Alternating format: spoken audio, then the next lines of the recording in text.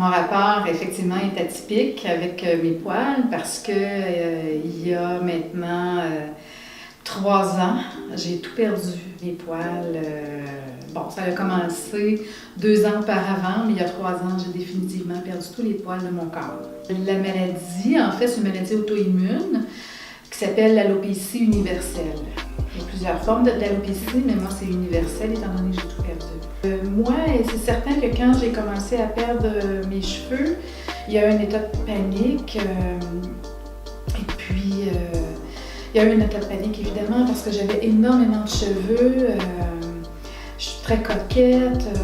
Regarde, là, ça a été très difficile pour moi. Là, Puis en même temps, t'aimerais avoir un pouvoir là-dessus, dire qu'est-ce que je peux faire, je veux pas perdre mes cheveux. Puis jusqu'au moment où à un moment donné, j'ai dit, ben là, ça sert à rien. Ça faisait 2 ans que je perdais de plus en plus mes cheveux. Puis ça sert à rien, il faut que je me rende à l'évidence que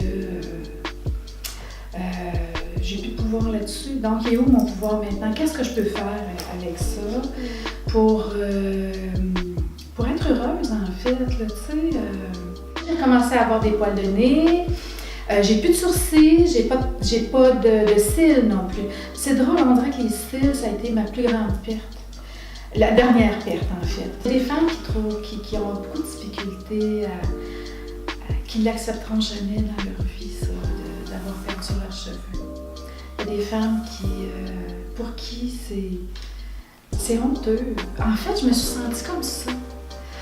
J'avais honte, à un moment donné, de me dire j'ai plus de cheveux, je suis pas une vraie femme. Mon Dieu, si les gens savaient, tu sais, oui, ça paraît pas que je porte une perruque, parce que j'ai une très belle perruque. Puis toutes les perruques que j'ai eues, ce sont de très très belles perruques que j'ai eues. Il y a des femmes qui portent des perruques, ça paraît. J'aimerais tellement leur dire, vous savez, enfin, je sais pas qu'est-ce qu'elles vivent, j'aimerais aller à elles pour leur dire, moi aussi, tu sais, moi aussi, j'ai passé des moments difficiles à accepter, à paniquer, j'ai eu un deuil à faire, effectivement, je suis qui, moi, tu sais, pas de cheveux, je suis...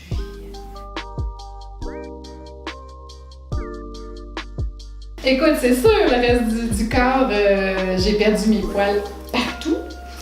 Donc, c'est hyper pratique. C'est certain, j'ai pu me faire les jambes, j'ai plus de poils pubiens, c'est extraordinaire. J'ai plus de poils nulle part, dans le visage non plus.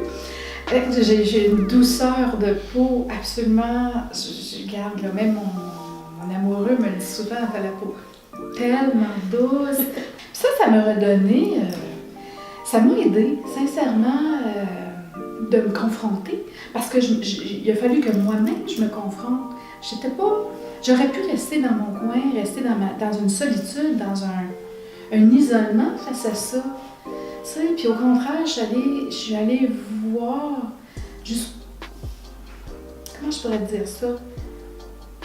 Je me suis confrontée, puis j'ai marché sur un autre chemin, là. J'ai osé. J'ai osé un autre chemin qui m'a amené des choses extraordinaires.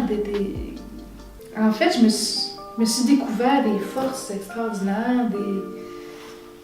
Ça m'a amené à toucher à ma beauté intérieure, si tu veux. Oui, j'aimerais partir la branche francophone, en fait, de la Fondation canadienne de l'alopécie, pour pouvoir amener une écoute, un soutien, briser l'isolement des femmes qui vivent ça.